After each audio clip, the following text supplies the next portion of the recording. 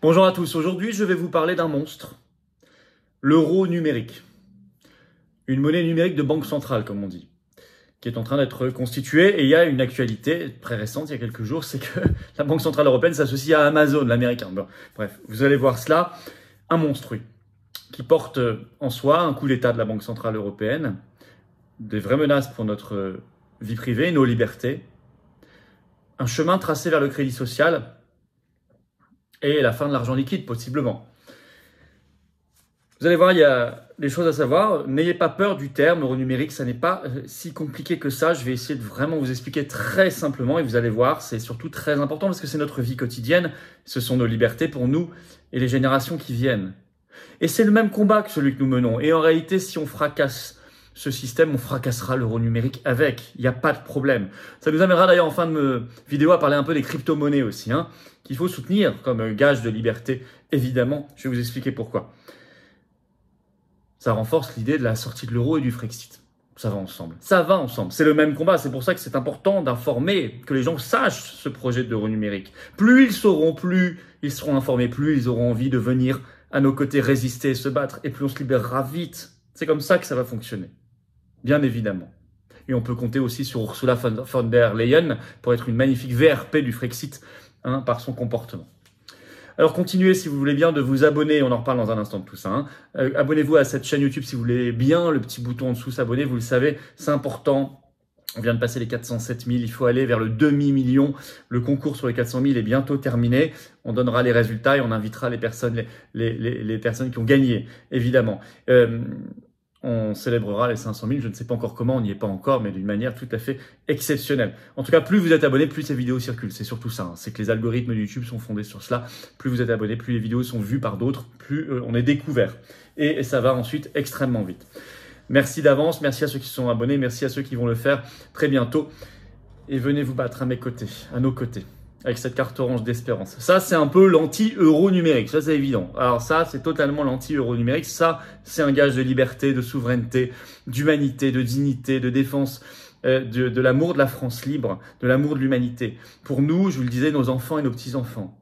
C'est un mouvement anti-oligarchique, c'est un mouvement de résistance, c'est un mouvement populaire, c'est un mouvement patriotique, c'est un mouvement humain, c'est un mouvement magnifique, c'est un mouvement authentiquement français, dans ce qu'il y a de plus beau et de plus noble. C'est tout cela que vous trouverez en adhérant aux Patriotes, y compris vous serez mis en relation avec des gens près de chez vous, qui pensent comme vous, des réunions très concrètes, des actions très concrètes dans votre département, que ce soit en métropole, outre-mer, mais aussi à l'étranger. Alors venez adhérer ou reprenez votre adhésion annuelle. Pensez-y si vous avez adhéré il y a 1 an ou plus, ça dure 1 an. Le lien pour adhérer ou réadhérer, c'est le même, il n'y en a qu'un seul. Il est sous la vidéo en description, c'est le premier lien. Il est également en commentaire épinglé et dans les dernières secondes de cette vidéo en cliquant directement sur votre écran. Sous la vidéo en description, il y a un deuxième lien pour faire cette fois un don de soutien aux Patriotes. Vital pour nous permettre de financer tout ce qu'on fait, dont le grand rendez-vous de la résistance qui arrive samedi 8 octobre à Paris. Vous avez retenu, Ça coûte très cher. On n'a pas un centime de financement public cette année, rien du tout. Or, on fait, ça coûte cher. Et les dons, les adhésions, les réadhésions sont défiscalisées aux 2/3 pour vous. Bravo donc aux donateurs, aux réadhérents. Bienvenue aux nouveaux patriotes résistants. Alors, l'euro numérique, un monstre. C'est une MNBC, monnaie numérique de banque centrale, comme on dit dans le jargon. Il est intéressant d'ailleurs de voir qu'ils essaient d'avancer, d'accélérer un peu sur ce projet, au moment même, mais je crois que c'est tout à fait lié, où l'euro, tout simplement, est en train de se casser la figure.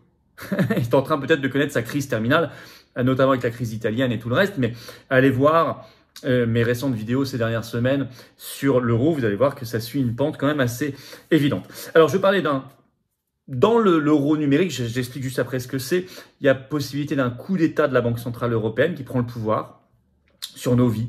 Énorme problème pour nos libertés et notre vie privée, chemin vers le crédit social, fin de l'argent liquide, donc de liberté. Alors, vous savez que la défense de l'argent liquide a toujours été dans notre projet, comme un gage de liberté. Alors, actualité, ce 16 septembre, nous avons appris que la Banque Centrale Européenne a choisi Amazon, le géant américain, pour tester sa future monnaie numérique sur les sites de vente en ligne. 5 acteurs ont été choisis sur différents secteurs, dont Amazon. Le but fixé, c'est que l'euro numérique existe et soit utilisé d'ici 2026, dans 4 ans.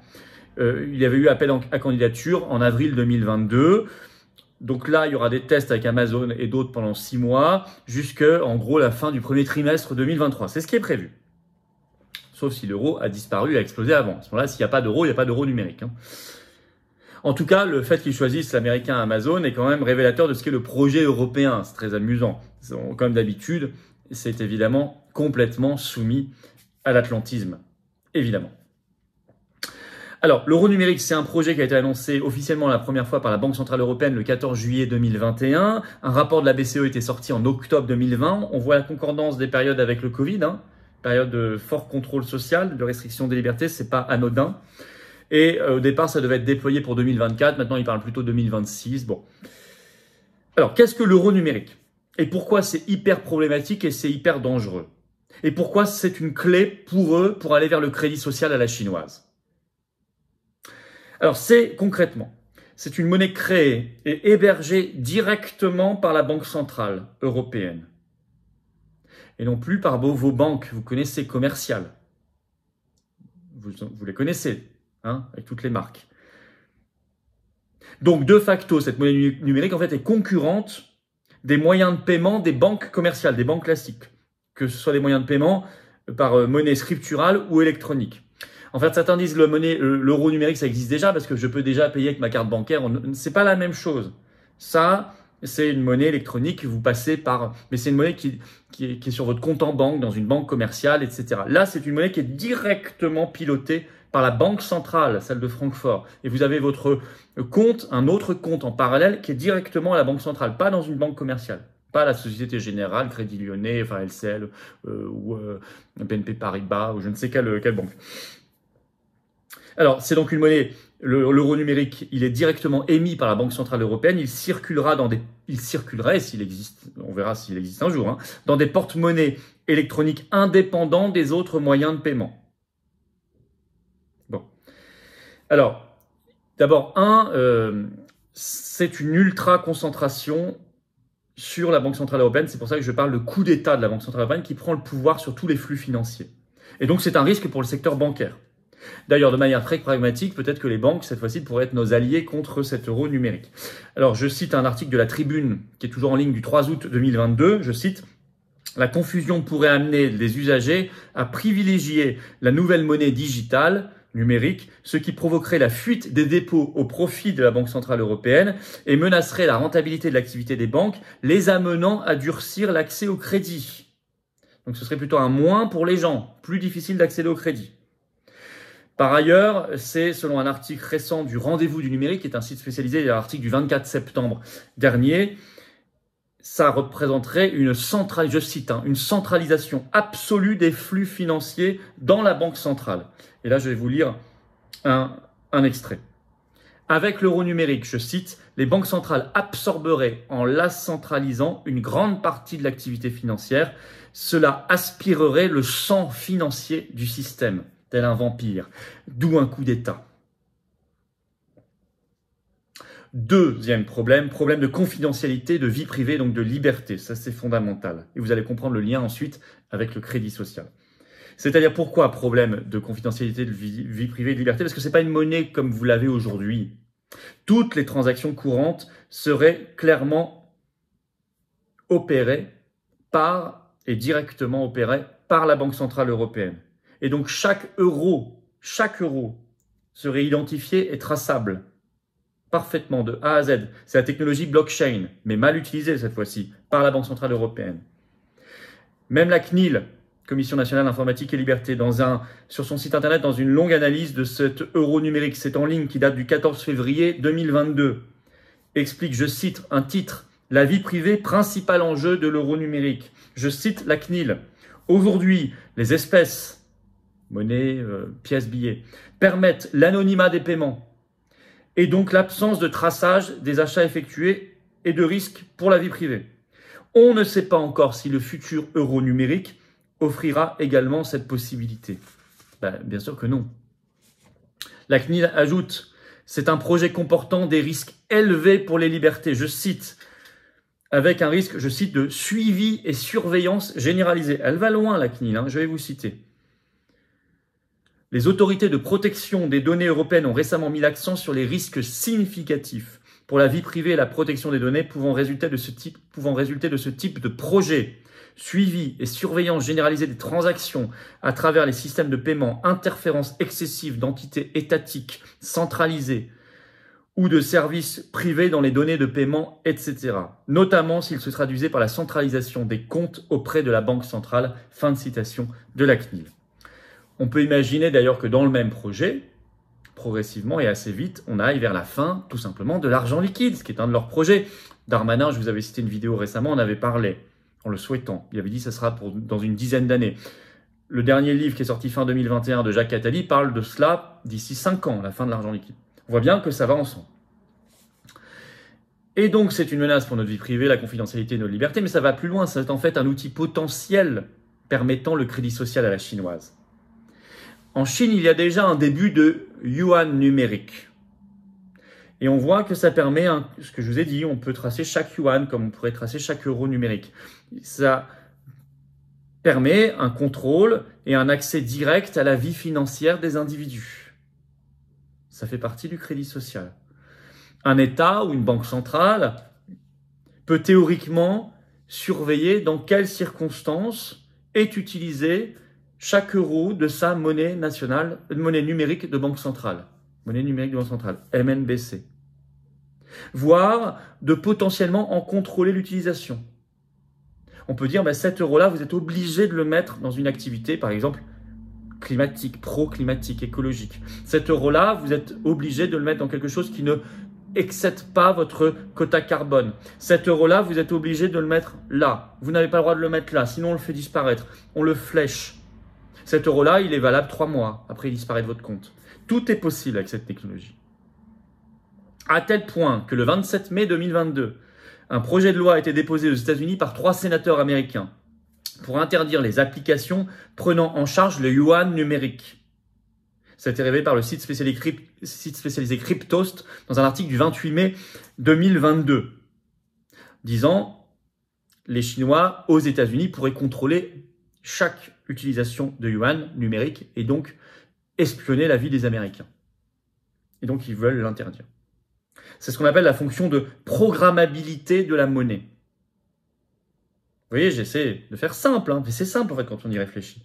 C'est-à-dire que la monnaie est pilotable directement par la banque centrale, de manière très centralisée. Par exemple, on peut conditionner son versement sur votre compte en banque centrale à votre respect du bilan carbone. Donc au fait que vous avez dépassé ou pas, selon votre passe énergétique, votre quota. Vous voyez comment les choses s'interconnectent. Les passes notamment s'interconnectent avec cette monnaie numérique. On peut contrôler vos dépenses. On peut vous taxer directement. Hop, on prélève directement. On peut décider de vous en donner plus ou moins, de vous taxer plus ou moins selon votre comportement social. Le fait que vous êtes vertueux ou pas comme citoyen. Bon, ça s'appelle le crédit social. C'est dénoncé par des gens qui s'y connaissent très bien. Par exemple, Neel Kashkari. Alors c'est qui? C'est le président de la Banque fédérale de réserve de Minneapolis, aux États-Unis. Il a fait une conférence le 4 août dernier qui est en ligne intégralement, vous pouvez aller la voir sur la chaîne YouTube de la Minneapolis Fed. Et il explique que c'est une logique du crédit social, ça n'a aucun intérêt, dit-il, pour lui les contraintes, ça n'a aucun intérêt, dit-il, pour l'usager, pour les citoyens, pour les consommateurs. Par contre, ça a beaucoup d'intérêt pour les gouvernements qui voudraient contrôler leur population. Je vais vous citer un extrait de sa conférence, de ce qu'il dit. Je traduis, bien sûr. Je vois bien ce que la Chine pourrait en faire, dit-il. S'ils veulent contrôler chacune de vos transactions, alors vous pouvez le faire avec une monnaie numérique de banque centrale. Mais vous ne pouvez pas le faire avec une monnaie classique. Si vous voulez imposer des taux d'intérêt négatifs, vous pouvez le faire avec une monnaie numérique de banque centrale. Vous ne pouvez pas le faire avec une monnaie classique. Si vous voulez directement taxer vos comptes en banque, vous pouvez le faire avec une monnaie numérique de banque centrale. Vous ne pouvez pas le faire avec une monnaie classique. Oui, je comprends pourquoi la Chine est intéressée. Mais je ne vois pas en quoi le peuple américain y gagnerait. Fin de citation. Bon, vous pouvez traduire, vous pouvez dire la même chose avec les Français. C'est pareil. C'est une logique de crédit social. Et on imagine bien que ça peut intéresser, évidemment, l'Union européenne. L'Union européenne, évidemment. Donc ça n'a aucun intérêt pour nous, mais pour eux, oui. Dans une logique de contrôle. Ou de supprimer l'argent liquide. Ça permet en fait de parachever la logique des passes sanitaires, vaccinales, énergétiques, de les fusionner vers un crédit social, surtout si c'est connecté en même temps à votre identité numérique. Et vous savez que l'Union européenne, comme par hasard, travaille en même temps sur l'identité numérique pour la fin de cette année. Alors il faut combattre absolument tout cela. Déjà, le meilleur moyen de commencer à le combattre, c'est de le faire connaître. Combien de Français savent ce projet de d'euros numériques. Je suis sûr que beaucoup d'entre vous même le découvrez aujourd'hui. Vous voyez, donc il y a des dizaines de millions de Français qui ne sont pas encore au courant. Faites circuler cette vidéo.